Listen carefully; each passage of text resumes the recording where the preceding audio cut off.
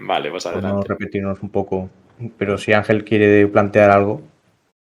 No, sí, eso es decir, que Alemania es un país que además es especial, ¿no? Dentro de la relación con Israel. Y por esa concreción, ¿no? De esa relación, de cómo se da, cómo ha vivido durante estos meses la sociedad alemana la cuestión del 7 de octubre y toda la crisis, creo que tiene una especial relevancia, ¿no? Que toquemos este punto, que quizá no está tanto en el primer plano de las noticias, pero que la verdad tiene una relevancia bastante importante dentro de la Unión Europea, digamos, ¿no? Efectivamente. Alemania, ya sabremos todos los que estamos aquí, los que nos están viendo, tiene un pasado bastante difícil con el tema del Holocausto y la relación con los judíos en general. Y ya en lo que se refiere al Estado de Israel en particular, bueno, tienen unas relaciones que arrancan de los años principios de los 60, quiero recordar que fue cuando la República Federal de Alemania, es decir, la Alemania Occidental, reconoció a Israel. Y digamos que han tenido unas relaciones complejas, pero no por ello difíciles. Complejas en tanto que en Alemania Occidental el reconocimiento de Israel vino auspiciado por Estados Unidos. Realmente fue una cosa que les vino de ahí, más que por iniciativa propia verdadera. Y al final, muchas veces las iniciativas que se hagan en Alemania, ya en la Alemania reunificada, vienen muchas veces por Estados Unidos. O sea, realmente no es una iniciativa propia de los alemanes, sino que suele ser porque en Estados Unidos la dinámica que hay, ¿no? Si ya estamos en el marco de la Unión Europea, y ya hablamos desde los años 90, 2000, pues ya está bastante más compenetrado, ¿no? Ya realmente no es solo la relación bilateral de Estados Unidos-Alemania, sino ya pues la relación entre Estados Unidos y Europa, bloque de la OTAN. Bien. Después del 7... Ah, sí, sí. Sí, bueno, era simplemente por introducir con la cuestión que decías más histórica, ¿no? Y plantear ahí alguna cosa. Y entonces, Sí, simplemente, sí. en el concreto de lo que es el reconocimiento de Israel por Alemania, si no recuerdo mal, se debió en el contexto de un acuerdo militar, ¿no? Que se reveló al público.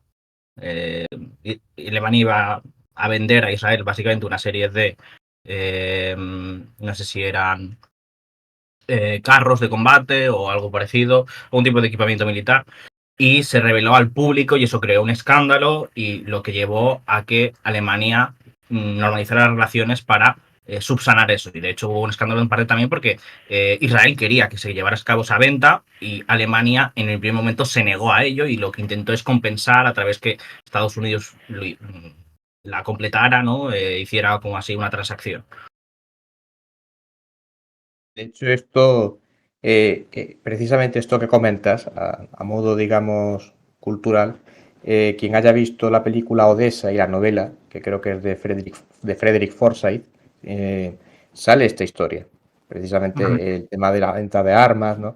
Y el secreto con el que se estaba haciendo, ¿no? Que también está el tema de Adolf Eichmann, la detención que hubo. Y bueno, ahí hay una serie de historias que realmente, pues eso, realmente explican las complicaciones que ha habido, pero que luego realmente la relación entre Berlín y Tel Aviv, pues antiguamente Bonn y Tel Aviv, pues ha sido, en fin, más fluida de lo que pudiera parecer. Desde De hecho, ¿no? luego, Sí, sí.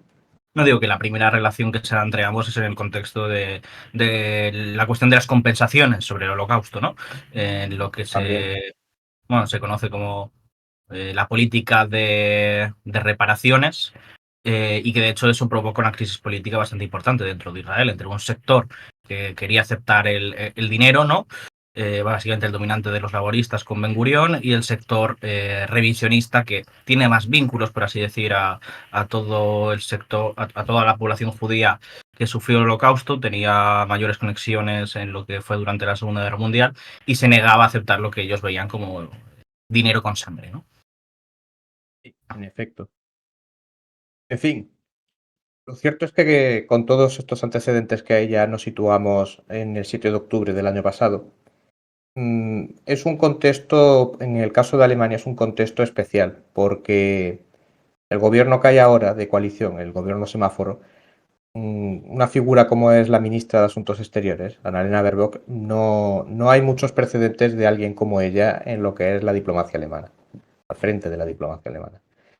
Ni tampoco el carácter de los verdes, por una cuestión que voy a señalar. Los verdes, en sus orígenes y durante muchos años, mantuvieron una postura, por lo menos una parte del partido, mantuvo una postura de simpatía hacia la causa palestina. Esto se manifestaba de una manera, pues no como en otros países, porque Alemania pues tiene la historia que tiene, pero sí que había una simpatía por la causa palestina.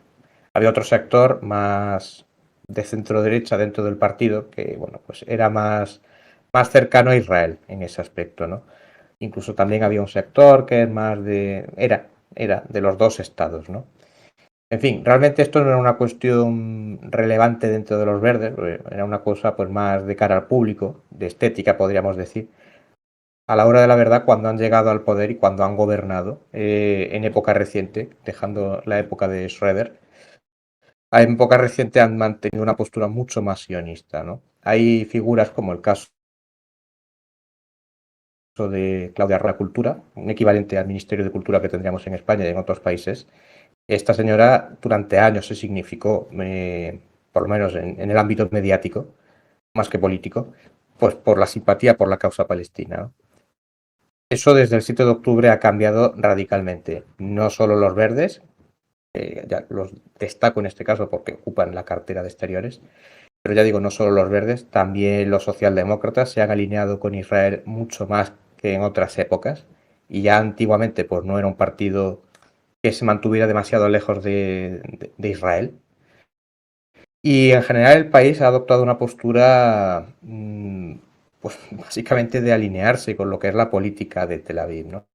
Desde el Ministerio de Exteriores no ha destacado estos meses una postura crítica con Israel, como por ejemplo pudiera haber sido en la época de Merkel, que Alemania fue de los pocos países, si no recuerdo, de los pocos países de Europa, me parece recordar, no recuerdo ahora mismo la cifra, pero en 2013, me parece, en 2012 fue en la ONU que se votó la inclusión de Palestina en la UNESCO, me parece recordar, ¿no? Sí, fue No en la sé si UNESCO. alguno, efectivamente. Que fue Y cuando se Alemania fue de marchó los a que Estados Unidos. sí, efectivamente. Y Alemania votó a favor. Era el gobierno de Merkel, en fin, la CDU no era un partido, ni era un partido especialmente pro-palestino, pero aquel gesto pues evidenciaba que Alemania pues mantenía una postura como mínimo un poco más equidistante, ¿no? Entre lo que era la alineación con Israel, sobre todo pues con los ataques de Hamas a principios de la década de 2000 y la solución de dos estados, ¿no? De no Palestina. Esto a día de hoy virtualmente ha desaparecido. Por ejemplo, la señora Baerbock, quien la pueda lo tenéis en Twitter, que no es una cosa, no es ningún secreto. En Twitter, cuando ella se refiere, o en las declaraciones públicas que hace a la prensa o en televisión, ella habla de Gaza, no habla de los palestinos, ella habla de la población de Gaza. Nunca habla de palestinos. Están los de Israel y los de Gaza o los de Cisjordania, pero no existe colectivo palestino, ¿no? Y si lo ha dicho en estos últimos 7 meses, pues una o dos veces, ¿eh? Alguna vez lo ha podido decir, pero vamos, que es un matiz curioso, ¿no? Como ha desaparecido la palabra Palestina, que antes pues estaba Eso te iba a presente en los... preguntar, Manu, ya que estamos hablando de Sí. Alemania y de su postura con respecto a Palestina, y has dicho que había una diferencia antes y después del 7 de octubre, antes sí se hablaba de Palestina en otros términos y ahora no. ¿Ha cambiado algo más de esa postura? Porque desde entonces hemos visto que se han intentado prohibir protestas pro-palestinas, que ha habido un cierre de filas en torno a Israel, se ha defendido el derecho a la autodefensa de Israel y ha sido uno de los países más pro-israelíes del mundo. Entonces, ¿esto era así antes? ¿Visto ahora, en los últimos 7 meses? No. Esto oficialmente, que luego hablaremos de esto, de la parte más sociológica, cultural, ¿no? Que eso ya es otra historia. Pero oficialmente Alemania no. Que ha habido figuras dentro de la política alemana y del establishment y del aparato del Estado que han podido ser más sionistas que otros, sí. En Alemania hay una minoría, políticamente hablando, que es sionista. Esto es un hecho. No, esto está en todos los países de Europa Occidental, por lo menos. Hay una minoría política, normalmente en los partidos de centro-derecha o los partidos liberales, que se identifica claramente con Israel, que cree en la causa sionista, que no es la solución de dos estados, el derecho a existir de Israel, no, una postura manifiestamente sionista. Esto antes del 7 de octubre existía pues como minoría que estaba ahí, que podía tener más o menos influencia, que se podían hacer oír más o menos, pero no lo que se ha visto, como tú bien has descrito, en estos últimos 7 meses. Sí, Eso es un salto cualitativo. De paso lo, a Ángel. lo que diríamos es que ha habido un endurecimiento de esa postura, ¿no? Porque es como pilar fundamental de la política exterior alemana, lo que básicamente han defendido la propia Corte Internacional de Justicia recientemente con el caso frente a Nicaragua, ¿no? Que básicamente les acusaban de facilitar el genocidio en Gaza. La defensa de Israel, perdona, de Alemania, se ha basado precisamente en un pilar esencial que es la política exterior alemana tiene como principio la defensa de Israel a existir. Es decir, de que Alemania tiene una responsabilidad histórica, ¿no? Y tiene un deber como Estado asegurar la existencia de Israel como Estado. Es decir, crea, y esta vez se ha dicho que es antisemita o que es falso, y no es así, es decir, es la realidad política en Alemania. Que Alemania justifica su política hacia Israel, justifica su defensa hacia su política de defender todo lo que hace Israel en base al Holocausto. Es decir, crea una línea de continuidad entre una cosa y la otra, totalmente. También quería preguntaros, ya que hemos hablado de este tema, si podéis contextualizar de qué va el caso de Nicaragua contra Alemania, porque se le ha acusado de cómplice del genocidio, pero hay que explicar qué es eso, porque evidentemente el caso de genocidio no ha sido juzgado y acusa a Israel. Entonces, ¿esto por qué viene y por qué Nicaragua? Bueno, esa es la principal falencia del caso nicaragüense. Quiero decir, han presentado una denuncia cuando no hay aún una decisión en firme sobre lo otro. Entonces, esa, de hecho, ha sido uno de los principales argumentos de la defensa alemana, el hecho de que no se nos puede acusar a nosotros de facilitar el genocidio si no se ha declarado que hay un genocidio en marcha. Entonces, pues, evidentemente, esa limitación es importante, pero la cuestión es que una cosa va a la vez con la otra y que al final, como se ve históricamente, declarar si ha habido un genocidio o declarar, por ejemplo, si ha habido una hambruna, que también ocurre, no suele ser inmediato. Se necesita muchos años de investigación, en el caso de la Corte Internacional de Justicia, y es así como suele funcionar. Por lo tanto, al final está, por así decir, en un limbo la cosa. También que es un caso que, en cierto modo, ha sido algo débil por el hecho de que parece ser que Alemania no ha enviado tanto armamento a Israel durante este periodo. Es decir, no ha aumentado de manera significativa su apoyo a Israel en términos materiales. Y el armamento que ha enviado ha sido más material, digamos, de apoyo a nivel de instrumentos como cascos, cuestiones que no son, Vaya, digamos, otra armamento. vez con los cascos, entiendo. Bueno, una pregunta que tengo, ¿por qué Alemania si Estados Unidos y tantos países están participando, apoyando y enviando armas a Israel? Claro, el problema es que Estados Unidos no acepta la jurisdicción de la Corte. Bueno, pero Entonces, estamos hablando de la Corte Internacional de Justicia, no de la Corte Penal Internacional, ya, ¿no? pero en este caso se da la misma dificultad en parte. Es decir, que aunque Estados Unidos ha ratificado la jurisdicción de la Corte Internacional de Justicia, lo ha hecho con una ley en la cual pone una serie de condiciones. Y por lo tanto, por eso Nicaragua no podía o tenía ciertas restricciones para presentar un caso contra Estados Unidos. Eso es lo que yo he leído. Entonces, por eso lo presentó contra Alemania.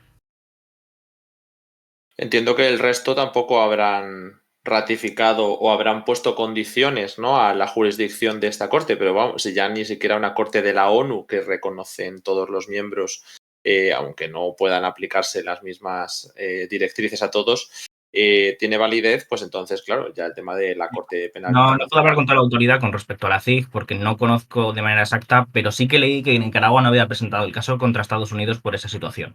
Y por eso había presentado solo contra Alemania. Vale, bueno, más allá de si tiene recorrido o no el caso, que no sé si queréis profundizar o alguna cosa que haya que comentar, que se nos haya quedado en el tintero, hay una pregunta que nos hacen más relacionada con la cuestión histórica y es ¿por qué esta postura de Alemania no se reproduce en Austria?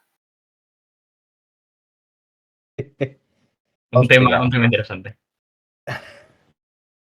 Bueno, a ver, Austria y Alemania son dos países bastante distintos, política, cultural y sociológicamente, y tienen una historia común hasta cierto punto, pero no han encarado el siglo XX de la misma manera, exceptuando el periodo que estuvieron unidos, el Anschluss y la Alemania nazi.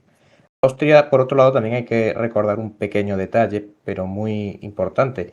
Austria no formó parte de la Comunidad Económica Europea hasta los años 90 y no forma parte de la OTAN.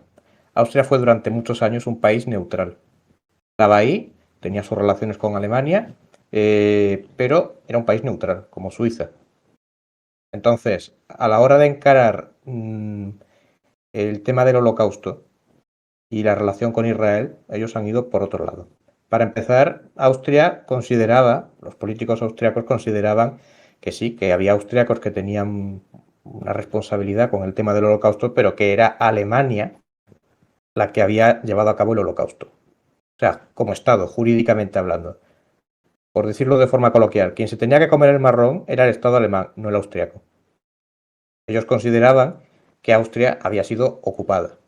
Y esto no era algo de los demócratas cristianos, esto también era una postura defendida por los socialdemócratas austriacos, el SPO.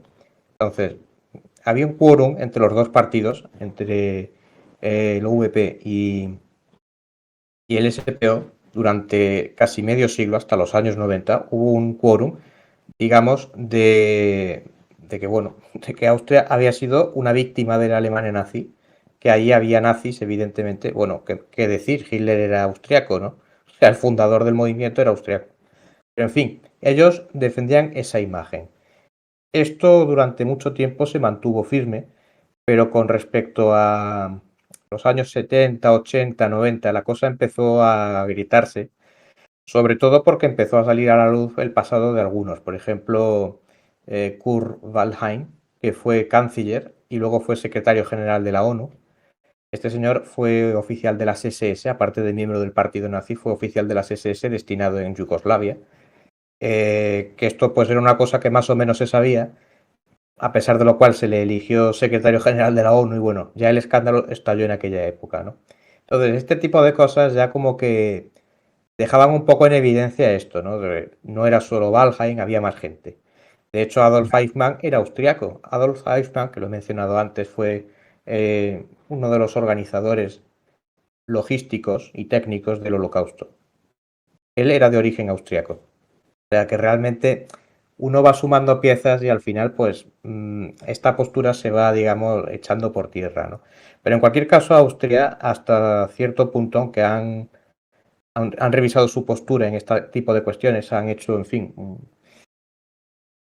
¿cómo definirlo? Le han dado una vuelta de tuerca a este tema, sobre todo en los años 90 y 2000, en que también, pues, con el tema de la memoria histórica también ha habido una revisión y ha habido cambios en ese aspecto, pero en esencia sí se ha mantenido una cosa y es que Austria no es Alemania. Entonces, Austria pues no ha afrontado de la misma manera esto que Alemania. Y a día de hoy realmente siguen en las mismas, ¿eh? Sin estar en el esquema que había en la de Guerra Fría, en los años 70, 60, 80, sin estar en ese esquema, Austria a día de hoy lo afronta de otra manera. Esto, por decirlo, por poner un ejemplo, yo una vez a un austriaco, hablando con él de este tema, me dijo un poco de coña que Hitler a fin de cuentas había renunciado a la nacionalidad austriaca, que había renunciado y que se hizo alemán. Esto es verdad. Pero yo creo que esto o sea, lo cuento en el sentido de que esto refleja un poco la mentalidad austriaca, ¿no? De que Hitler es más alemán que austriaco realmente, ¿no? Entonces muchos austriacos, no todos, ni mucho menos, pero sí hay una parte de Austria que sociológicamente está un poco en esta línea. Ángel, querías decir algo, ¿verdad? Sí. Bueno, que por un lado, bueno, he leído un comentario ahí de que la neutralidad austriaca fue una imposición soviética, pero bueno, siguen siendo neutrales hoy en día y es parte de la política, de la cultura política austriaca, es decir, De todos modos, Ángel, también es verdad que son neutrales sobre el papel y que no están nada convencidos con enviar armamento a Ucrania, se están manteniendo un poquito al margen, pero la Unión Europea también tiene un carácter político sí. Y al mismo tiempo hasta Suiza se llegó a sumar a algunos marcos de sanciones a Rusia. Sí, los países históricamente neutrales, ¿no? Irlanda, Finlandia, Suecia y Austria, al unirse al bloque europeo, evidentemente, aunque es un bloque principalmente económico, rompieron esa idea de neutralidad completa, ¿no? Por así decir, porque ya entran, evidentemente, en una esfera con una serie de intereses particulares, que no incluyen solamente a esos países, sino las responsabilidades que implica estar dentro del bloque comunitario. Pero es muy importante, ¿no? Y sobre todo que el año que viene hay elecciones en Austria, ¿no? Esa cuestión de la neutralidad, que viene a ser un tema de consenso bastante amplio dentro del espectro político austriaco y viene a ser algo intocable. Bueno, salvo quizá por gente como el personaje este de Twitter que anda queriendo despedazar países porque no apoyan a la OTAN. Es verdad, bueno, además es austriaco, es verdad. Sí, por eso lo digo. Es un perfil muy, muy estridente, ¿no? Como el patrocinador del ingreso de Austria a la OTAN, que no es nada oficial, ¿no? Es un extraoficial, pero que está todo el rato proponiendo cosas de estas, sí. Después, a mí me parece interesante bueno, cómo Israel viene a tener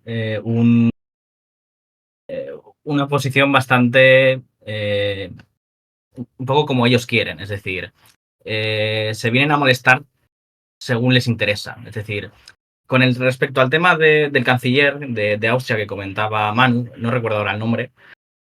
Waldheim. ¿Cómo? Kurt Waldheim. Vale. Bueno, a esta persona le denegaron Hubo la otro, entrada. pero creo que te refieres a este. Vale, le denegaron la entrada a Israel, si no recuerdo mal. Y de hecho hubo una protesta muy fuerte por parte de Tel Aviv y siempre han considerado que Austria no cumple con sus responsabilidades y de hecho hubo una denuncia con respecto a una serie de cuadros robados, ¿no? Por parte de lo que era entonces la Alemania nazi y que Austria quiso mantener dentro de su posesión y al final creo que a través de esa denuncia la Corte Internacional de Justicia, no sé si algún otro organismo, tuvieron que acabar haciendo una subasta y vendiéndolos. Y en general entre Austria y Israel siempre ha habido relaciones algo tensas en ese sentido por esta cuestión. Pero digo que realmente es algo bastante selectivo por parte de Israel, porque por ejemplo, durante los años 70 principalmente, hasta los 80, mantuvieron una relación muy cercana con la Sudáfrica del apartheid. Y la Sudáfrica del apartheid y el partido que lo sostenía era un partido que estaba lleno, es decir, todos ellos eran simpatizantes del régimen nazi. Y de hecho, hicieron una visita, le hicieron una visita de Estado, haciendo una cena a lo grande, al primer ministro de Sudáfrica de los años 70, a Balthazar Bolster. Y Balthazar Bolster era abiertamente una persona que había tenido declaraciones de simpatías con los nazis. Entonces, pues bueno, es algo bastante curioso esa posición bastante selectiva de Israel, con quién se enfada y con quién no, según le interesa y qué pasados le importan y qué pasados no. Sí. El tema este de los cuadros que mencionas, un apunte rápido. Fue una reclamación que hizo una señora de Estados Unidos, me parece recordar, de una judía de Nueva York, que a través de un bufete de abogados de Viena reclamó que el Estado estaba en un museo de Viena. Era un cuadro, aunque la cosa luego me parece que abarcaba otros cuadros, pero el caso principal fue un cuadro expresionista, me parece que era, que había pertenecido a la familia de esta señora, familia lejana, y ella lo reclamaba, que se le devolviera, que como familiar de esta gente, que estaban todos muertos, no quedaba ya nadie, reclamaba que se le devolviera, que había sido incautado ilegalmente por los nazis, etcétera, etcétera, ¿no? Y el Estado austriaco dijo que no. Dijo que no porque hasta cierto punto tenían razón. Si aceptamos con esta persona, nos van a venir más reclamaciones y vamos a tener que tragar. Si se lo damos a ella, pues el resto habrá que devolvérselos. Y había bastantes cuadros de, bueno, que habían acabado en los fondos de las pinacotecas austriacas, en fin, en unas condiciones cuestionables, ¿no? Con lo cual no quisieron, no lo enfocaron mal en cualquier caso, ¿eh? Porque la señora esta al principio no se puso borrica con este tema, pero el Estado austriaco se puso borrico, ella dijo de ponerse más borrica y al final el Estado austriaco salió perdiendo. Por eso decía que hasta cierto punto revisaron su postura. Pero, como bien dice Ángel, pues bueno, la cosa es compleja. Bueno, quería dar las gracias ahora a Mr. Sempera, que nos ha dejado un Prime por 2 meses, y a J21, que se ha suscrito en nivel 1, que además estas suscripciones nos dan un apoyo especial para sostener el proyecto en Twitch. Así que gracias a los dos, porque habéis desatado el tren del hype, me parece. Ahora mismo estamos solo a 4 sub del objetivo. A ver si llegamos con este empujoncito y podemos continuar más tiempo aquí. Bueno, estabais hablando de la cuestión histórica con respecto a vínculos con el Holocausto, qué país se hacía responsable, ¿no? Y qué postura habían ido revisando con el tiempo, pero no sé si sería quizá una cuestión interesante. Israel no reclama reparaciones a ningún país por el Holocausto, o las ha reclamado en algún momento, porque en Polonia este tipo de cuestiones sí que se estilan. Sí, bueno, de hecho la reciente trifulca diplomática entre Polonia e Israel ha despertado algunas de esas cuestiones, porque Polonia venía reclamando una compensación a los familiares por la muerte del cooperante polaco en el ataque que hicieron en Gaza a World Central Kitchen. Y bueno, lo que sacaban no fue el propio Estado israelí, pero lo que sacaban bastantes israelíes a colación era, bueno, si nosotros pagamos compensaciones por esto, vosotros también pagar compensaciones por el Holocausto. Y es algo, una disputa que como tal ahí sigue abierta, y es algo que viene a lastrar las relaciones entre Polonia e Israel. Pero le está diciendo a Polonia que tiene que pagar reparaciones. Sí, sí. De hecho, ha habido en 2021, si no recuerdo mal, hubo una crisis diplomática bastante importante. La que es actualmente embajador se tuvo que ir a Israel de nuevo. Y hubo ahí una pequeña crisis que al final se resolvió, y ahí sí que el mismo embajador, a pesar de esta también segunda crisis. Pero bueno, eso, hay bastante tirantez entre ambos Claro, países. pero ¿por qué no se le pide a Alemania? Porque Alemania sí que ha pagado reparaciones. Pero se las ha pagado a Israel. Sí. Porque Polonia sí que pide reparaciones de vez en cuando a Alemania. Sí, Polonia le pide a Alemania, Israel y Polonia, pero Alemania sí que ha pagado reparaciones, como explicábamos al principio, era el tema la política creo que se llamaba como algo así como reparar y pasar página o algo así. Y bueno, fue en los años 50, fue algo muy importante porque la economía israelí en ese momento era muy precaria, fue lo que se llamó la época de la austeridad, desde el 49 hasta el 52 más o menos.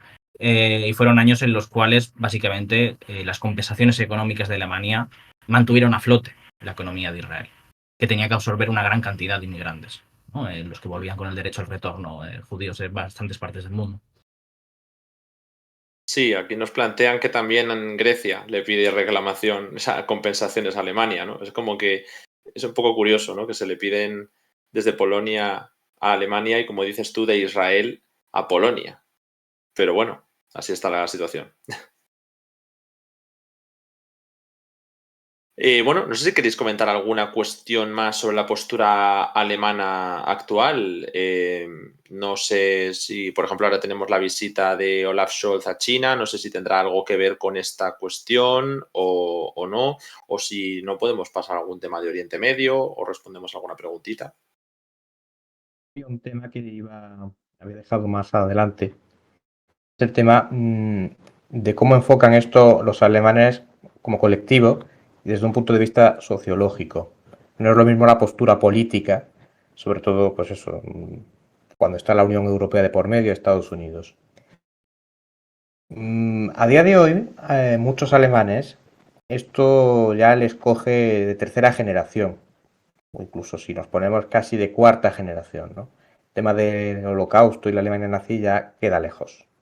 Ya queda muy poca gente que viviera aquella época, al menos que fueran conscientes, no meros niños. Y bueno, pues realmente esto es un tema que no enfocan igual los de las nuevas generaciones o los que nacieron después de la guerra, por ejemplo, los del baby boom, no lo enfocan igual que las generaciones que vivieron en los años 50, 60, 70, que en este caso habían nacido antes del nazismo, ¿no? Y que vivieron el ascenso del nazismo y plenamente la Segunda Guerra Mundial. Bien. Eso es un detalle importante a tener en cuenta. No lo enfocan igual. Pero en el caso de muchos alemanes hay que decir que la postura que tienen hacia Israel es, como bien decía Ángel, es una postura de continuación, de decir, bueno, mantengo esta postura sobre Israel porque realmente es consecuencia del Holocausto y por tanto pues está conectado una cosa con la otra. O sea, muchos alemanes esto lo consideran como una expiación de culpas, aunque a lo mejor no lo digan con estas palabras, pero es una suerte de eso, de expiación de culpas. Esto se hizo mal y además en los años de la posguerra no se enfocó adecuadamente. Ángel ha comentado el tema de la... Pero lo cierto es que en Alemania durante los años 50 y 60, hasta principios de los 70, pues la verdad, muchos nazis vivían tranquilamente y no tuvieron que rendir cuentas. Y no me refiero a uno que tuviera un par de muertos, sino a gente que tenía decenas de miles o cientos de miles de muertos. Los responsables de los campos y altos funcionarios del Estado. Por ejemplo, oficiales de la Gestapo que se jubilaron en los años 60 y en la jubilación los años que habían cotizado como funcionarios de la Gestapo o responsables de campos de concentración, eso se les pagaba, ¿eh? Esto parece que no, pero pensad en eso, ¿eh? Que vas a cobrar la pensión y dices, bueno, los 5 años que estuve destinado en París, en este caso 4 años, ¿no? Deteniendo judíos y mandándolos a Auschwitz, esos me los van a cotizar y además me los van a pagar, ¿no? Es un poco fuerte esto. Entonces, realmente, todo este meollo que se fue acumulando durante años, pues esto hay ahora por parte de muchos alemanes suerte de expiación. Que luego no es una postura, en mi opinión, sincera de apoyo a Israel. Simplemente están precondicionados por esto. Pero no simpatizan o no empatizan realmente pues, con la cultura de Israel judía, con lo que es la cuestión política israelí, no simpatizan realmente. Es una postura precondicionada por el tema del Holocausto y lo que hizo Alemania y lo que después Alemania no hizo y debía haber hecho. Entonces, todo esto precondiciona a muchos alemanes. Luego, por otro lado, hay bastantes alemanes que honestamente pues no tienen demasiada mala conciencia, aunque no lo hayan hecho ellos, no participan de esta idea. Simplemente pues es un poco la postura que hay de Estados Unidos, ¿no? Somos aliados de Estados Unidos y bueno, pues es lo que toca. Pero realmente el tema del Holocausto y de la reparación y todo este tipo de cuestiones es una cosa que está bastante lejos de su ideología, si es que se puede decir así. Y luego ya hay una minoría de alemanes, últimamente bastante silenciados por cómo está el ambiente político en Alemania ahora, que no son antisemitas ni mucho menos, pero son antisionistas, manifiestamente antisionistas y partidarios de la solución de los dos estados, ¿no? O más bien pro-palestinos sin dejar de reconocer a Israel su derecho. Sí, Esto porque te iba a también decir que si estás a favor de la solución de dos estados, realmente estás a favor de la existencia del Estado de Israel, con lo cual no sería antisionista ni antisemita, simplemente es respetar los acuerdos de Oslo. Es que no tiene tampoco una postura especialmente pro-palestina, que los acuerdos de Oslo no eran el mejor arreglo para Palestina que hemos visto en este siglo. Pero bueno, que es verdad que eso, teniendo en cuenta cómo se ha desviado el marco, ¿no?, hacia el sionismo, pues es algo ya un poco complicado. De hecho, eso, incluso en Alemania es uno de los países, no sé si allí es oficial, pero hay algunos países donde se asocia el antisemitismo con el antisionismo, como que dentro de la definición de antisemitismo se incluye el estar en contra de los intereses del Estado de Israel, o al menos de su existencia. No sé si eso finalmente se ha llegado a aplicar en Alemania. Hasta ahora, si ha habido algún caso habrá habido, pero realmente no ha llegado muy lejos. Porque luego esto de llevarlo a un tribunal y, bueno, que es demostrar esto, ¿no? Está la acusación de la Fiscalía en algunos casos que ha habido hasta ahora. Pero desde el 7 de octubre la cosa ha cambiado. Ahí sí que ha habido una mayor identificación por parte de la administración pública alemana de lo que es el antisionismo con el antisemitismo. De hecho, esto del antisionismo, por hacer un pequeño apunte, ese último grupo sociológico al que he mencionado, antisionistas en el sentido de que no apoyan que Israel domine todo el territorio de la zona. Entonces, por eso son antisionistas dentro del espacio alemán. Que luego fuera, a lo mejor, podemos discutir y decir, no, esto no es antisionismo verdadero. Bueno, pero en Alemania es que eso ya es bastante. Sí, hay también una pequeña minoría que son anti-israelíes y defienden que todo eso tiene que ser palestino. Que ahí hay dentro de la extrema izquierda y de la extrema derecha que hay gente que va en esa línea, ¿no? Pero realmente allí ser, digamos, antisistema es defender los dos estados, sobre todo en el contexto actual. Ya digo que desde el 7 de octubre la cosa se ha calentado bastante. Ha habido por parte de las autoridades, desde lo que es la administración civil a la administración de justicia, a nivel individual de políticos, señalamiento. Aquel que es antisionista es en realidad antisemita. Y esto es una cosa que sí se ha llevado ya más al extremo de prohibir manifestaciones, impedir la entrada de personas, en este caso que no son alemanes, que van a dar una conferencia, no se les permite porque se considera que es antisemita lo que van a decir, ¿no? Que luego pues es lo que se va a plantear en el discurso, en el debate. Dice, no, es una crítica al Estado de Israel, es antisionista, pero no es antisemita, ¿no? Yo ahí la verdad es que es bastante llamativo, porque hasta antes del 7 de octubre era una cuestión compleja, de la cual pues saltaban chispas a veces, pero no se estaba a este nivel. Eso sí que hay que decirlo, ¿eh? No se estaba a este nivel. Ángel, este tema también lo ha estado siguiendo y seguro que tiene algún ejemplo más que poner. Sí, ¿no, Ángel? Si quieres comentar, también se ha hablado mucho de que en Reino Unido, en Francia, se han seguido políticas de restricciones al movimiento pro-palestino. Ya ni siquiera estamos hablando, de, como dice Manu, de un apoyo a Hamas, ¿no? Simplemente una manifestación de apoyo y que estos términos de antisemitismo y antisionismo se han vinculado en algunos países más. No sé si tenemos alguna información de algo que esté confirmado, que esté oficializado, o si no, pues profundizar en lo que comentaba Manu. Sí, bueno, quiero decir, es que, como dice Manuel, la cuestión de Alemania es especialmente sangrante, ¿no?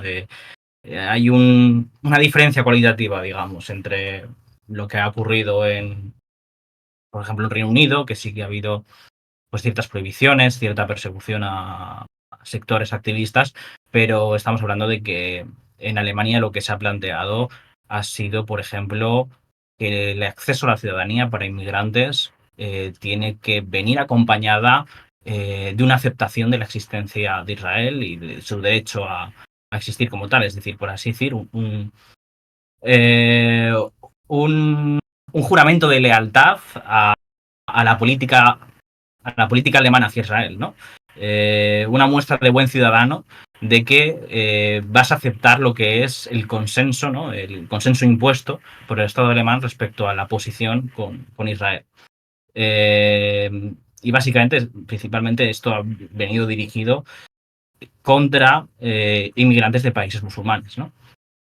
Que de hecho hemos tenido declaraciones públicas de ministros en ciertos momentos donde para referirse a gente de estos orígenes siempre han planteado como un prerequisito, como una condición por delante en una declaración y una posición con respecto a Israel. Es decir, que si quieren hacer cualquier tipo de acto, si quieren acceder a una serie de servicios, etcétera, prácticamente incluso a veces pedían hacer un escrito, ¿no? Después también, de manera bastante curiosa en este mismo sentido, Alemania durante este tiempo ha sacado un pago especial para supervivientes del Holocausto para que puedan llevar psicológicamente lo que ha supuesto el 7 de octubre. Es algo bastante ridículo además porque son $236. decir, es un pago de $236 para que los supervivientes del Holocausto puedan pasar la terrible situación del 7 de octubre porque ha supuesto algo muy traumático. ¿Qué van a hacer con $236? No entiendo muy bien. Es algo más simbólico, entiendo, ¿no? Pero Sí, supongo que sí, ¿no? que hayan decidido sacar eso, ¿no? Ay, perdona, ¿no, Ángel? Continúa. No, nada, eso simplemente. No sé si queréis comentar algo al respecto, si no hay más cosas. No, es que hay una pregunta que creo que a Manu le va a resultar muy interesante. Y es ¿qué postura tiene ahora mismo AfD con respecto a Palestina e Israel? AfD, ya hemos hablado de esto en otras ocasiones. AfD es un partido que en política exterior se divide bastante. Es un partido que está compuesto por varias facciones. En política interna pueden coincidir en muchas cosas, pero en política exterior ya se ha visto que discrepan, por ejemplo, en el caso de Ucrania, ¿no? Que el año pasado creo recordar que hicimos un directo que estuve contigo, Alejandro, que era un poco cómico esto, porque había un sector que iba con Ucrania, otro que iba con Rusia, otro que era más o menos neutral, y había unos que estaban con el batallón Azov, pero no con Zelensky, ¿no? O sea, pues en el caso del conflicto de Israel-Palestina, hay un sector que es sionista, un sector que el más neoliberal, que este pues sigue más o menos la política, la línea política de Estados Unidos, ¿no? Entonces, pues, ¿Estados Unidos está en esta dinámica? Pues nosotros estamos en esta dinámica, ¿no? Yo no considero que sea un apoyo sionista sincero, simplemente que es ese posicionamiento que hay del bloque occidental y bueno, pues lo siguen. Que puede haber en algunos casos, pues, a nivel personal, pues, un apoyo hacia Israel por postura antimusulmana, ¿no?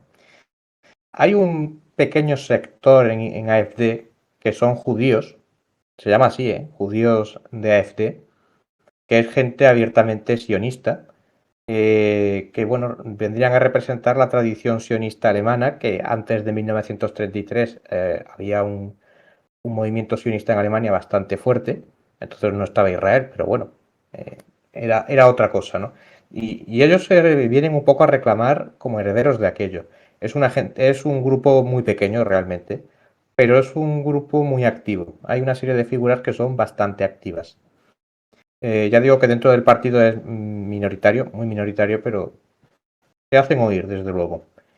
Y luego, pues hay gente en AfD que yo diría que no se manifiesta, que es indiferente, porque ni es pro-Palestina ni es pro-israelí. Y luego ya, pues hay un sector que es más conocido por posturas que les acusa de ser neonazis, o por lo menos de estar muy cerca de esa gente, ¿no? Esos yo no sé qué postura tendrán respecto a Palestina, pero de Israel ya digo que no son muy partidarios.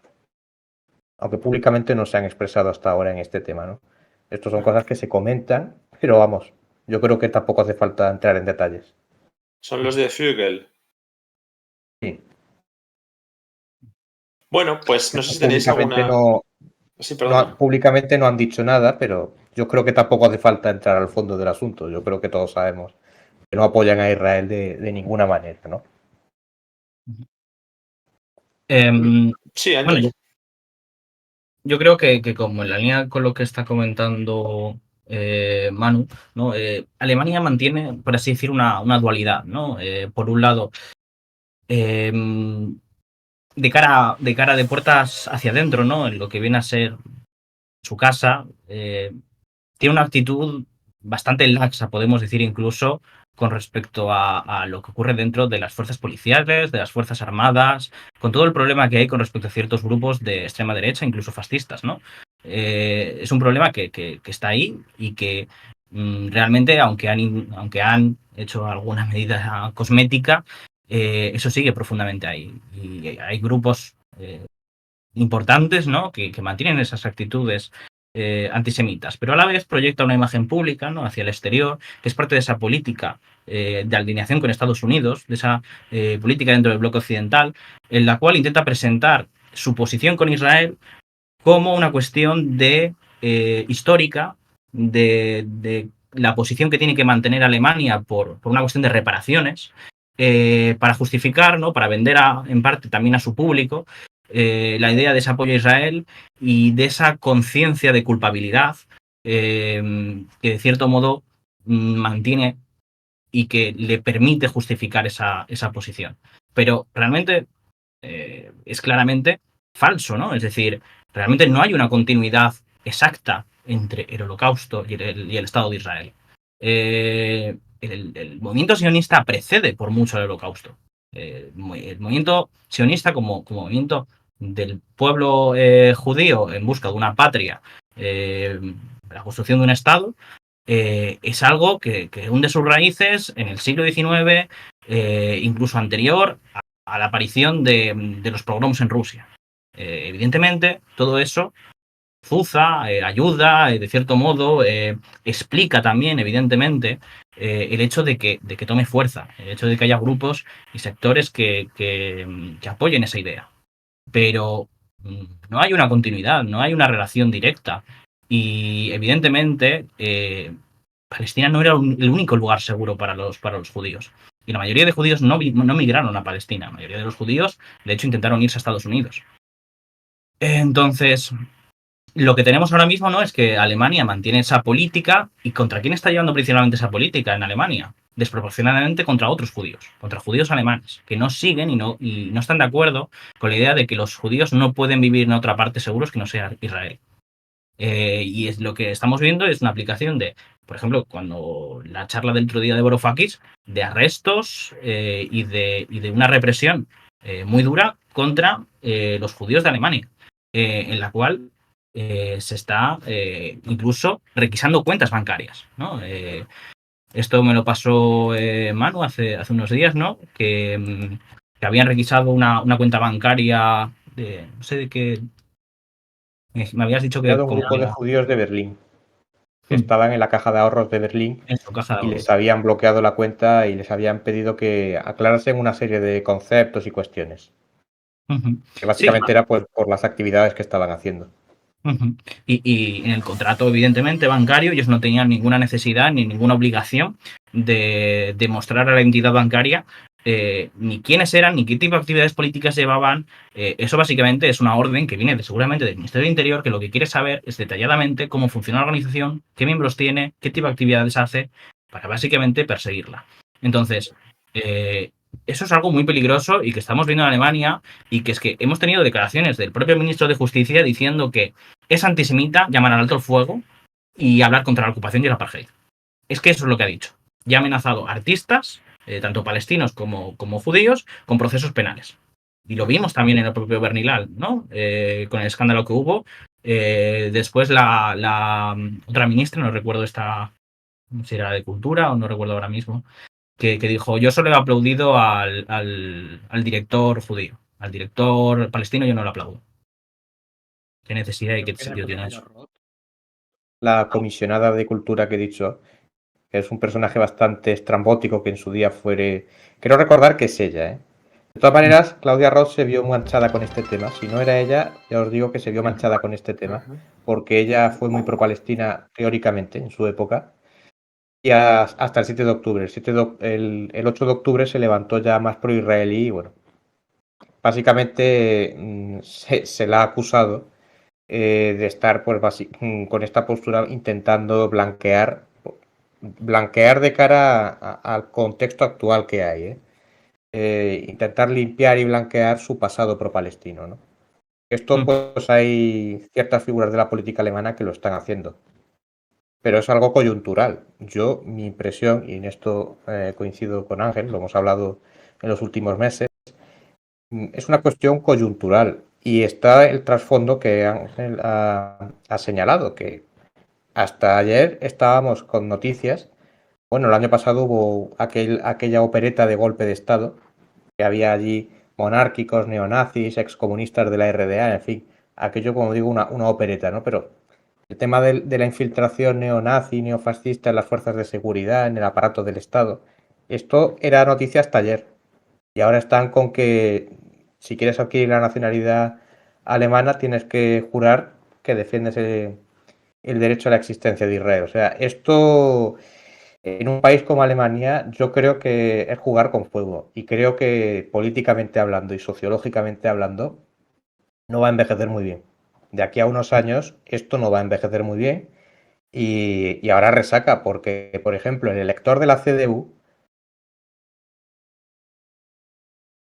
partido podrá el elector de la CDU es el que defiende sociológicamente pues que la ocupación alemana de ciertos países en Europa pues durante la guerra tampoco era que no hay que exagerar las cosas, ¿no? Que eso es hacer el juego a los comunistas soviéticos y todo esto, ¿no? O sea, lo que quiero decir es que en Alemania, en el sector de la derecha sociológica, no son pro-sionistas ni son pro-judíos de base. Entonces, este tipo de políticas yo considero que son contraproducentes. Y si bien en público no ha habido una reacción contra esto, en algún momento sí que va a haber un rebote. En algún momento considero que sí va a haber gente que no. Por ejemplo, esto que planteaba Ángel, de la acceder a la nacionalidad alemana. Esto se planteó originalmente en el estado de Sajonia-Anhalt, que está en Alemania Oriental, la antigua RDA. Lo propuso la CDU. La CDU allí está desde hace años en retroceso ante el auge de Alternativa por Alemania. Y yo planteo, esto es una cosa de cajón, ¿pensáis vosotros en Alemania, da igual si es el oeste o el este, en Alemania el votante de derechas de la CDU va a simpatizar con este tipo de cosas, sobre todo cuando tiene una alternativa electoral, que es AfD? Yo pienso que es jugar con fuego, pero bueno, allá ellos. Luego nos esperaremos a los resultados de las elecciones de este año y el año que viene y luego ya sacaremos conclusiones, pero yo creo que no apunta por muy buen camino. Bueno, tendría que ahora pararte un momentito. Ahora volvemos con AFD porque hay preguntas, pero tenemos 3 suscripciones en el chat que tengo que agradecer a Glor. No sé cómo pronunciar tu nombre, pero suscripción de nivel 1 por 4 meses, que nos ayuda un montón. David Cortés García, que se ha suscrito con Prime. Y que recordad que si tenéis el Prime Gaming, bueno, pues solo tenéis que vincularlo y podéis dejar el apoyo a cualquier canal gratuito. Y Mother of Gone, que también nos ha dejado el Prime. Bueno, pues con esto ya estamos ahora mismo en 891, así que bueno, vamos a ver. Mira, parece que lo he pronunciado bien. Las preguntas que había sobre AFD estaban vinculadas, por un lado, a esto que comentabas, y dicen, ¿es posible que llegue al gobierno federal o entiendo que regionales podremos ver alguna cosa antes? Y luego sobre el otro grupo antisionista, bueno, igual hay que matizar, ¿no? Pero del que hablábamos antes, que era Fugel, que sí que puedes explicar quién son.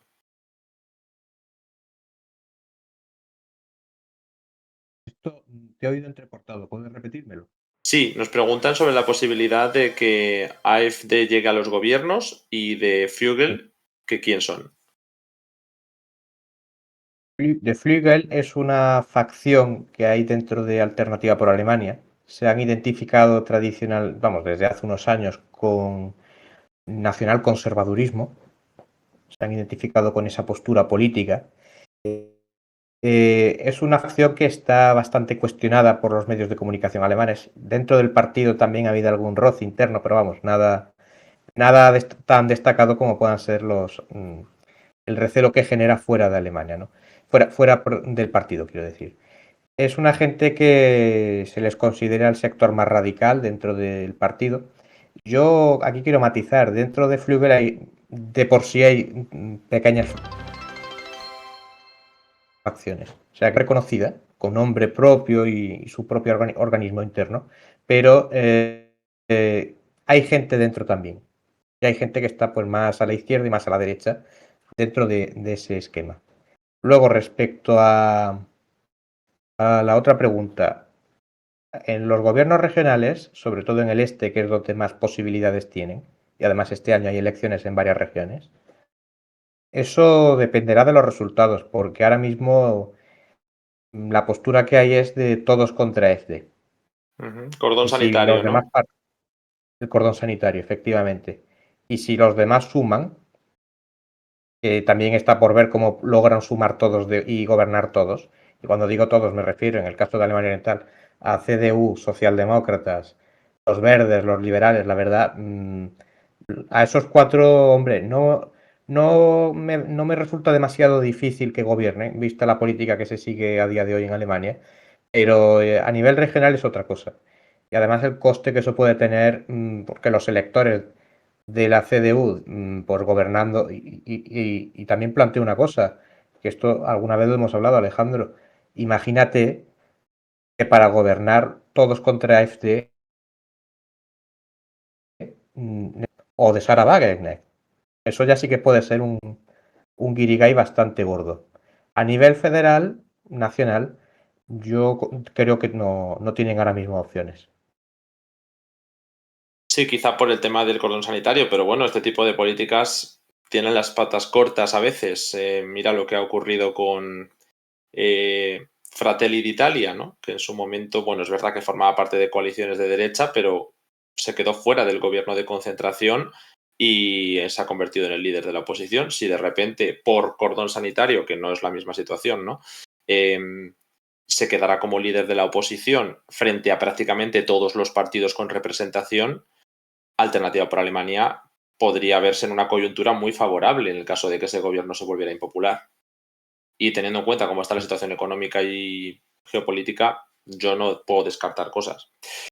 Bueno, ahora antes de continuar, voy a dar las gracias a Catapum Bloom, que nos ha dejado una suscripción con Prime, y a Catenoide, una suscripción con nivel 1. Ya sabéis que vuestro apoyo en Twitch es imprescindible para que exista un contenido como este y que gracias a vosotros podemos estar aquí tantas horas, especialmente este mes, porque es nuestro aniversario de la profesionalización y queríamos agradeceroslo, pues además de con más horas, con ese descuento del 30% que hemos creado para la web, para que la gente que nos veis aquí pues también podáis disfrutar de las ventajas de los demás. Newsletter, seminarios, artículos exclusivos en la web, un poquito más barato, y el que quiera puede aportar un poco más, pero por supuesto también damos la opción de que sea un poco más barato. Y nada, pues gracias a los que nos apoyáis aquí o allí, este contenido existe. Así que seguimos, Manu, si querías comentar algo de lo que estábamos tratando. Pues la idea que estábamos comentando de que en Alemania ahora mismo políticamente está la situación, que esa postura de cordón sanitario aparentemente parece sólida, pero efectivamente está la cosa bastante tensa como para que la cuerda del cordón se rompa, por decirlo coloquialmente. Y aquí es donde yo veo ese tipo de circunstancias, como por ejemplo por las políticas estas de apoyo a Israel a unos niveles no vistos, ¿no? Pues eso en Alemania, en lo que sería la derecha sociológica, yo le veo bastante lagunas a eso. Y que sea la CDU la que se esté metiendo en esto, caso de Sajonia-Anhalt. En otras zonas también han tenido voz cantante, no han llegado a estos extremos, al menos no que yo haya leído, pero que estén llevando la voz cantante. Hay un líder de Alternativa por Alemania que es Gauland, que este señor viene de la CDU. Es una figura que se fue de la CDU desencantado con el rumbo del partido, con Merkel. Entonces, y no es el único de la CDU que se ha ido a Alternativa por Alemania. Con esto lo que quiero decir es que no parece muy coherente y sobre todo con las experiencias que ya tienen, que, en fin, que jueguen con fuego.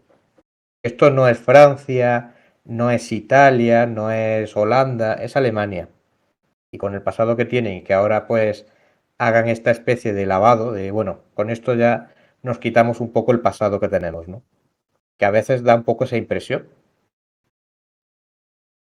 Bueno, nos han planteado, antes de darte la palabra, Ángel, si querías decir algo, sobre si teníamos algún reporte que han visto de bombardeos israelíes en Hanine, al sur del Líbano. Y es verdad que tenemos nosotros ese mismo reporte de las fuerzas de defensa israelíes atacando, bueno, dice un edificio de 3 pisos en Hanin, al sur del Líbano, y que lo habrían destruido y habría ambulancias en camino.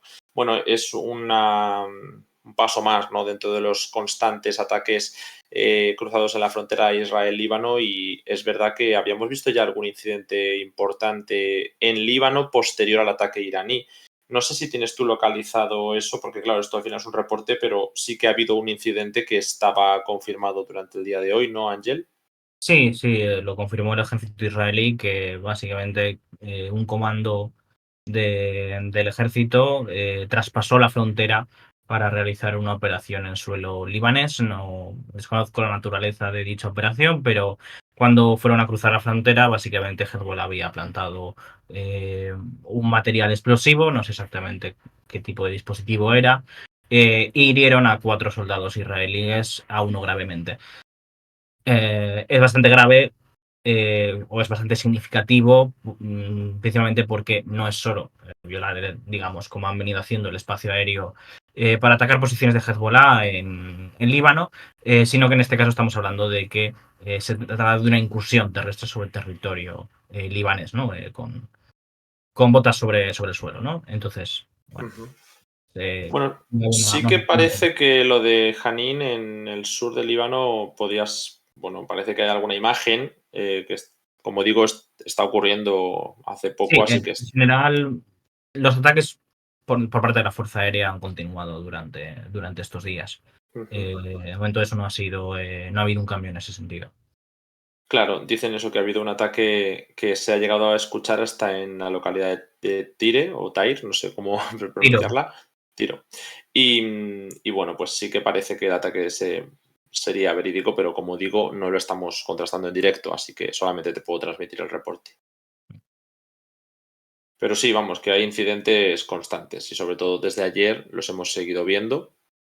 Y bueno, pues la escalada parece que seguirá su ritmo paralelo, ¿no? Porque al final no es exactamente el mismo escenario, pero Israel no quería desatar una guerra regional con Irán ni con Líbano por diferentes objetivos, sino que esos países fueran los que, como hemos visto en el ataque iraní, se llevaran la prensa de haber atacado a Israel y que Israel volviera otra vez a esta cantinela que hemos explicado, por ejemplo, con el caso de Alemania y de tantos otros países que de repente, bueno, pues descubren el derecho a la defensa de los países cuando Israel es atacado, pero pues se ignoran los ataques a Siria, no sé, Líbano, Palestina, Irak, objetivos iraníes como lo de Damasco y cambia mucho el discurso.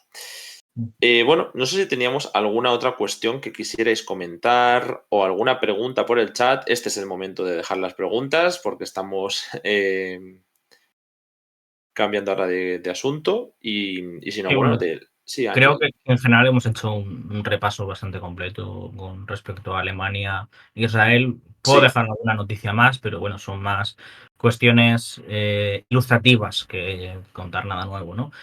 Por ejemplo, Nancy Fraser, que una académica judía bastante relevante, firmó una carta con otro palestino y le quitaron su cátedra, por ejemplo. También es bastante ilustrativo de este estado de actitud que hay por parte de las autoridades alemanas, ¿no? Después también está el caso del médico británico palestino, que también es un académico importante en Gran Bretaña, que se le prohibió sin ningún tipo de justificación legal entrar a Alemania. Básicamente iba a formar parte de estas charlas que se habían estado haciendo. Creo que también formaba parte del grupo que había estado trabajando con Varoufakis, me suena. Y bueno, después está la cuestión, ¿no? del término este que le habían puesto a Varoufakis de prohibición de hacer actividades políticas en sí, Alemania, nos han ¿no? preguntado antes por Varoufakis, por si quieres explicar lo que ha ocurrido. Bueno, es decir, lo que han hecho es que le han prohibido realizar cualquier tipo de actividad política dentro de Alemania, tanto a nivel de manera física, ¿no? Como incluso por vía telemática. Es decir, por ejemplo, no sé si va a participar a través de una llamada de Zoom, pues las autoridades alemanas también buscarían evitar esa posibilidad. Y había un término concreto que le habían aplicado, no sé si quizá tú, bueno, puedes comentar al respecto, eh, que si no voy mal no se ha aplicado muchas veces, que es como una medida que consiste en eso, ¿no? En la prohibición de actividad política. Y esto es una medida que resulta polémica, recuerda. Hay gente que ha cuestionado que sea continuación de lo que se hacía en la Alemania nazi, pero Vale. hay precedentes de lo que se hizo a finales de la República de Weimar y principios de la Alemania nazi, ¿no? No voy a... Ahora la palabra alemana no la recuerdo, pero vamos, es un poco como Yo no creo la que la típica pueda palabra pronunciar alemana muy que nadie bien, sabe. pero era algo así como Betatingungsverbot. Die Beerdigungsverbot. Sí, Vale. es una prohibición de actividad Igual. política. y seguro que yo no lo he dicho bien, ¿eh? Es una prohibición de actividad política que, bueno, yo creo que en español tenemos una palabra para eso que es una cacicada, ¿no? Eso no viene a ser otra cosa que una cacicada. Que a mí me sorprendió que en el ordenamiento jurídico alemán todavía se pueda hacer algo así.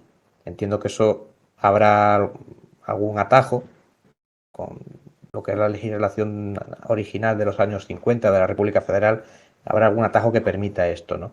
Pero a mí la verdad es que cuando me lo pasaste, yo me quedé un poco de piedra porque pensaba que eso ya era una cosa no solo del pasado, sino que no se podía hacer a día de hoy algo así.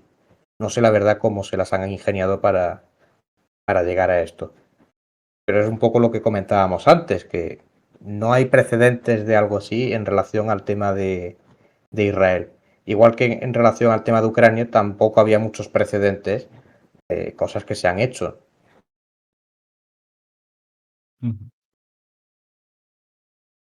Y después también tenemos el hecho de que en el acto que se iba a hacer con Varoufakis llevaba semanas de antelación.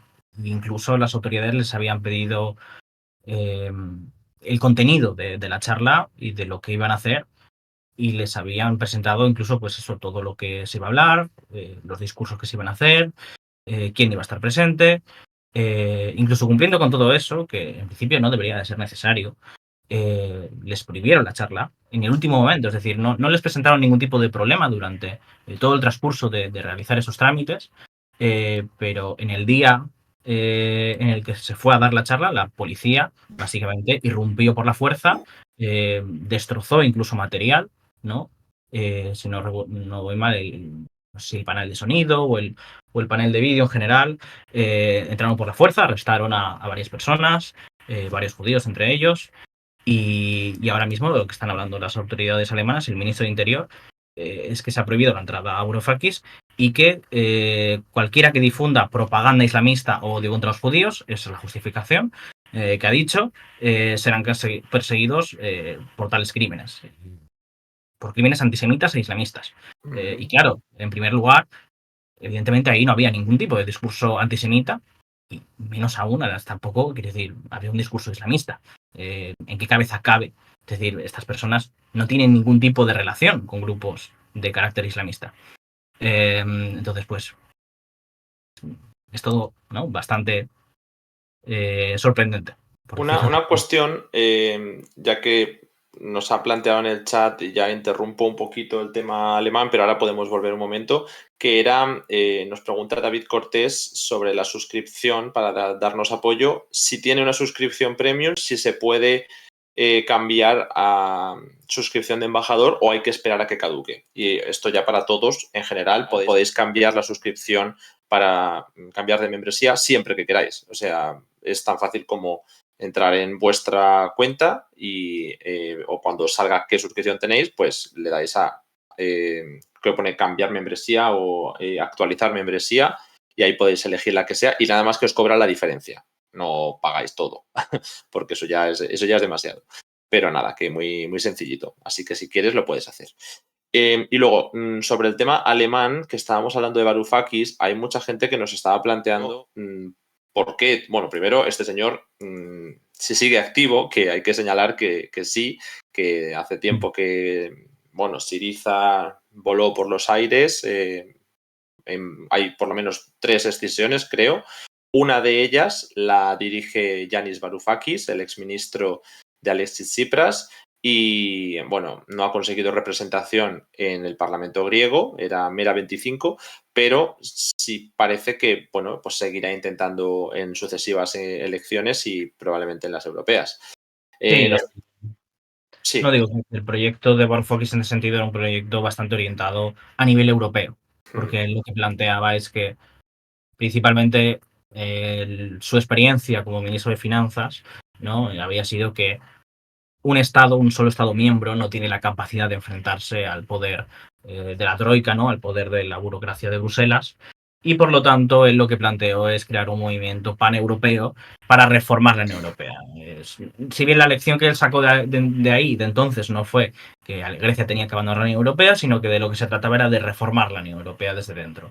Entonces, el movimiento que él creó, que tiene un partido a nivel griego, pero en general es un partido más a nivel europeo y tiene presencia en distintos países de la Unión Europea, aunque no es un partido importante, ¿no? No, en absoluto lo es. Pero nos plantean este hombre, que ya que estábamos hablando de él, y por qué estábamos hablando de él, que era la cuestión alemana, si es que ha cometido algún delito o es que es censura simplemente lo que ocurre en Alemania. Bueno, yo creo que claramente es censura por todo lo que, es decir, toda la información que tenemos a mano, nada indica que dentro del ordenamiento jurídico alemán tenga sentido lo que le están imputando, porque no estamos hablando de que, es decir, ni siquiera los actos que le imputan, que habría que cuestionar si, por ejemplo, antisemitismo sí que es un crimen dentro de Alemania, y correctamente, ¿no? Es una expresión de odio contra un pueblo, pero el islamismo, pues no todo el islamismo es igual, ¿no? Es decir, hay islamismo político de muchos tipos. Pero vamos, quiero decir que en general, que aunque fueran ciertas, es decir, no se sostienen esas acusaciones, ¿no? Ahora mismo, con lo que tenemos sobre la mano. Y Manu, nos plantean también la posición de Die Linke. ¿En qué consiste ahora mismo? Die Linke está en un estado político ahora mismo que no sé. A ver, que no sé yo. A ver, digo esto porque hubo una escisión, que esto ya muchos de vosotros lo sabréis, lo comentamos hace unos meses. Hubo una escisión protagonizada por Sarah Wagenknecht, antigua dirigente de Die Linke y diputada, que se fue con una serie de miembros del partido, formaron una agrupación nueva. De hecho, dentro de los que se fueron hay varios de origen, son alemanes, pero de origen extranjero. Había uno que era medio yemení, hay una diputada que es medio egipcia, en fin. Destaco por eso, porque es gente que, en fin, que no es ajena a esta cuestión, ¿no? Que por razones culturales o por razones de origen no son ajenos al conflicto de Israel, ¿no? Entonces, siempre han tenido una postura de dos estados. Ese grupo sociológico al que yo al que he señalado antes, que son pro-palestinos, pero pro-palestinos de defender los dos estados, sin negar la existencia de Palestina, pues Die Linke se mueve, desde que existe se ha movido en esa postura, siendo más pro-palestino que pro-israelí. Pero nunca han rechazado la existencia del Estado de Israel. Que luego, dentro de Die Linke, en estos 30 años de existencia, 20 años de existencia más bien, perdón. En estos 20 años de existencia, pues también ha habido gente que sí era más pro-Palestina que pro-israelí. Y cuando digo pro-Palestina es de revisar lo que se hizo en el 67 y lo que se hizo en el 48. Pero no, esto, aunque son posturas que se han expresado públicamente, la postura del partido nunca ha ido en una línea abiertamente antisionista. Ha sido crítica, ha protestado, pero nunca ha cuestionado la existencia del Estado de Israel según las líneas que ha habido hasta ahora del sionismo, ¿no? Y ya digo que no es lo mismo como se entiende en Alemania el sionismo como se puede entender aquí o como se puede entender en el mundo anglosajón. Sobre todo por esto, porque allí parten muchos de la base del tema del holocausto y esto pues a la hora de la verdad muchos se ven coartados a la hora de expresar lo que a lo mejor consideran que es así o no, por aquello de lo políticamente correcto, etcétera, etcétera. A día de hoy, Die Linke, yo, por lo que tengo entendido, mantiene esta postura que he planteado antes, pero me imagino que están ahora mismo más preocupados de otras cosas, porque el partido está, bueno, las encuestas están que lo dejan fuera del Parlamento Nacional y de algunos parlamentos regionales también saldría. Entonces no sé si habrá habido cambios significativos en esta cuestión por la marcha del sector de Sarah Wagenknecht, pero ya digo que la situación interna del partido tampoco es que sea muy estable. Justo preguntaban también Y por la posición de Sarah Wagenes. No sé si tenemos alguna diferencia con respecto a Die Linke. Sarah Wagenknecht es más directa. Yo, por lo que tengo ahora mismo en mente, que recuerde, no es anti-Estado de Israel, en el sentido de cuestionar la existencia del Estado de Israel, vamos, de oponerse a la existencia del Estado de Israel. Pero ella, en sus tiempos de Die Linke, sí que era más abierta en sus críticas al Estado de Israel y a tolerar, pues, por ejemplo, pues, los bombardeos de Gaza, ¿no? Yo hablo de la década de 2010, que hubo varias campañas de bombardeo contra Gaza. Yo me acuerdo de 2009 o 2010, me parece recordar que fue por esa época, que ella ya era una figura, no sé si estaba ya de las dirigentes, pero vamos, era una figura en ascenso ya. Y ella abiertamente se oponía y cuestionaba que el Estado alemán además tuviera que estar allí pues haciendo de sujetabelas, por decirlo de una manera, ¿no? Esa postura de, bueno, no criticáis esto porque no queréis que os digan antisemitas, ¿no? Ese tipo de cosas ella lo decía, por lo menos lo que yo recuerdo de cuando vivía en Alemania hace unos años. Yo me acuerdo de haber escuchado ese tipo de retórica, ¿no? De criticar que no se... de cuestionar, más bien, de cuestionar que no se criticara públicamente a, bueno, lo que estaba haciendo Israel. De andar con subterfugios, de andar, bueno, pues según su postura, ¿no? Es decir, criticáis lo que tengáis que criticar respecto de Gaza sin la excusa de es que los de Hamas, es que el Estado de Israel, es que el Holocausto. Dicen en el chat que vivió unos años en Beirut. No, pero creo que no se refieren a ella, ¿no? ¿O sí? Dicen, si vivió en Beirut, yo coincidí allí con ella hace años. Es que Y estaban siempre antes hablando por el chat sobre otra gente, una periodista que vivió en Líbano. Entonces no sé si se refieren, supongo que se refieren a ella. Maruja Pero Torres. bueno, que no, Me he liado. Sí, no no me estoy consta que seguro. viviera en Líbano. Vale. Wagner Ella, sí es de origen medio iraní, eso sí iraní, que lo ¿no? tengo que decir. Sí, el padre era iraní y ella nació en la RDA. No conozco con más detalle la historia, pero ella viene también del mundo, bueno, en este caso no árabe, porque es Persia, pero ella nació en la RDA de padre iraní, hombre, conoce la realidad musulmana mejor que otros políticos alemanes, por así decirlo. Sí quería hacer yo un pequeño apunte, porque antes he mencionado lo de Baerbock y estaba haciendo memoria cuando estaba hablando Ángel. Baerbock ha citado muy a menudo durante años su historia personal y A su familiar. abuelo. Sí, eso, por eso quería concretarlo, porque lo he mencionado así de pasada, pero no lo recordaba y he revisado un artículo de la revista Spiegel de 2021. El libro este que hablábamos antes, que lo he mencionado, en el libro, pues es un libro un poco biográfico, pero también un poco de, bueno, pues su postura política, ¿no?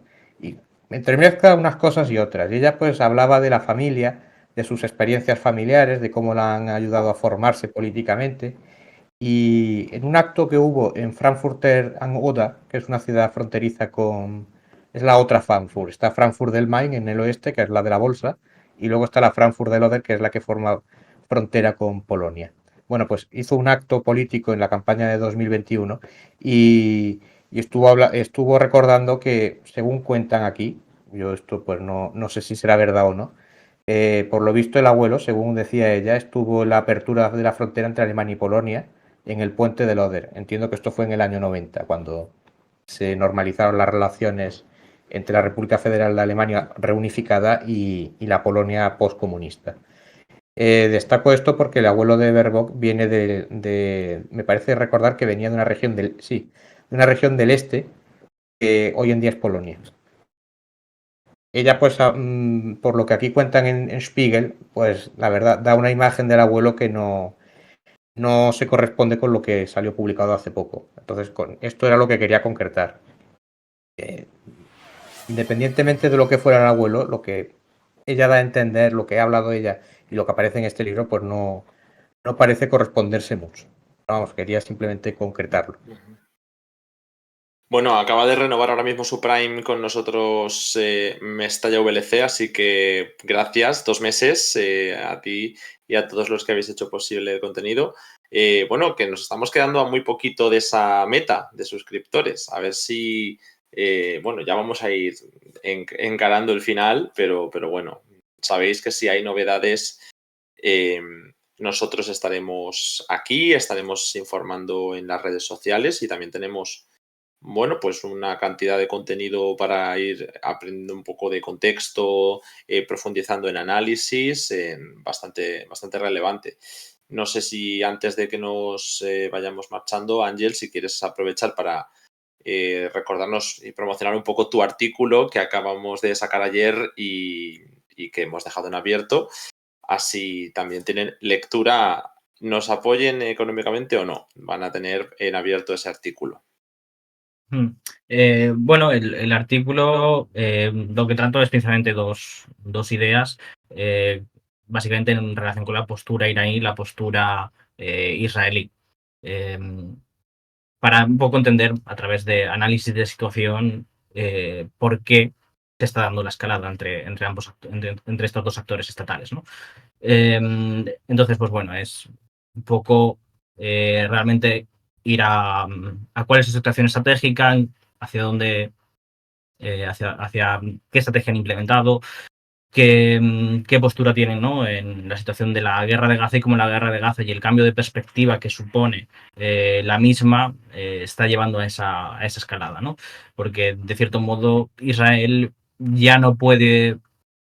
Se ha destrozado por así el concepto de seguridad bajo el cual vivía hasta ese momento. Y por parte de Irán se está dando una situación en la cual cada vez se está viendo obligado a involucrarse más abiertamente y ya no puede depender simplemente de los grupos afines a su proyecto, ¿no?, al eje de la resistencia. Entonces, de eso de cierto modo está marcando una serie de tendencias en Oriente Medio que parece que indican un cambio de situación en lo que ha venido a ser históricamente desde los años 80 una guerra en las sombras, ¿no? Una guerra por subterfugio, en la cual no había un enfrentamiento directo entre Israel e Irán, y cada vez eso está saliendo más abiertamente, está poniéndose en el primer plano, y eso básicamente es lo que puede llevar a claramente que haya una guerra regional, ¿no?, en este momento. Como tal, pues su análisis intenta un poco evitar, si bien es en el contexto del ataque iraní, intenta evitar pues eso, que sea muy inmediatista y que no sirva si mañana, por ejemplo, Israel lanza un ataque, sino que intenta precisamente explorar en ese análisis de contexto general, ¿no? Bueno, acabamos de recibir una pequeñita raid de los compañeros de Spanish Revolution con casi 30 personas, pero justo estábamos llegando al final de nuestro programa. Nada, estaba justo nuestro compañero Ángel aquí, bueno, estaba en voz en off, promocionándonos un poco, contándonos su nuevo artículo que podéis leer gratuitamente en Descifrando la Guerra. Así que ya que estáis aquí, pues eso, ¿no?, que ha hecho un artículo analizando cómo es la relación entre Israel e Irán en este conflicto y cómo el ataque de Irán de este fin de semana ha cambiado un poco la dinámica y de hecho va a seguir, como nos decía ahora mismo al final, siendo válido el artículo incluso cuando haya respuesta israelí, porque justo nos está caracterizando la nueva dinámica y de cómo ahora las respuestas tienen que ser directas y ya no se va a poder actuar en esas sombras, ¿no? Muy interesante la verdad el artículo y todos estáis bueno, pues llamados a leerlo si os interesa, porque va a seguir de actualidad y va a seguir siendo válido totalmente cuando esta semana sepamos cuál va a ser la respuesta de Israel. Así que nada, Sí, está en nuestra página web. seguramente haya ataque esta semana por parte de Israel. Y yo creo que se apunta a lo que hemos estado hablando, Alejandro, sobre esa escalada espaciada, ¿no? Sí, es verdad que es una cosa que hemos debatido mucho internamente, pero bueno, como siempre, ¿no?, de cómo puede ser esa reacción, porque si veíamos que Israel iba a responder sí o sí a un ataque iraní sobre su territorio, diga Estados Unidos lo que diga, aunque lo haga en una escala menor de lo que querrían, e Irán en esta nueva dinámica que es muy difícil bajarse de ella, porque has abierto pues eso, una nueva forma de entender los golpes israelíes. tiene que responder también a cada uno de ellos. Y además está señalando, que es una cosa con la que yo creo que vamos a ir cerrando, recientemente Irán ha vuelto a decir en una de estas comunicaciones de las que hemos hablado al principio, antes de entrar en tema alemán, que la respuesta no va a tardar 2 semanas, como hemos visto ahora, sino que en el momento en el que Israel lance un ataque sobre Irán, la respuesta será inmediata. Y por lo tanto, si nos veis aquí entrando en directo, probablemente la noticia ya no solo sea el ataque israelí a Irán, sino el ataque cruzado. Pero bueno, por supuesto como respuesta a ese primer ataque israelí. El tema es que Estados Unidos estaría intentando dilatar esa respuesta, tanto comunicándose por un lado con Israel como con Irán a través de terceros, para que ninguno de los dos actúe de esa manera tan apresurada. Y al espaciar esas respuestas, se pueda llegar a un punto diplomático en medio de, bueno, pues mira, ya la escalada se va a controlar, los ataques han sido respondidos, el equilibrio ha sido restaurado, los países de la región van a ofrecer algo de apoyo político para que se llegue a un impasse, porque no creo que se llegue a un acuerdo. Pero eso de espaciar las respuestas puede llevarnos a que, como ninguno está decidido a dar el primer golpe de cara a una guerra, sigamos escalando constantemente, pero en un tiempo más largo, como ha pasado con la invasión de Gaza, que no ha sido a gran escala desde el primer momento, sino que ha ido de manera escalonada, y como pasaba también con la escalada con Hezbollah, que también desde el día 8 de octubre se planteó una invasión o una intervención directa y ha sido a lo largo del tiempo espaciada por no tener que asumir el coste político desde el lado israelí. Y lo mismo desde el lado de Hezbollah. Bueno, pues con Irán esa opción está sobre la mesa. Efectivamente, ahora en el chat nos decían si hay posibilidad de que se dé el ataque esta noche. Sí la hay, pero, en principio... pero estamos pendientes de que mañana en el gabinete de guerra se supone que tienen que cerrar los detalles, así que entendemos que todavía no está claro. Pero sí que hay algunos medios reportando que podría ser desde hoy, por supuesto durante esta semana, pero se apunta a más pronto que tarde. Claro, no tenemos idea porque esto ni siquiera el gabinete de guerra ha sido capaz de cerrarlo en 2 días, cuando se supone que desde el principio querían hacerlo de inmediato. Y al final pues se ha ido retrasando con el tiempo.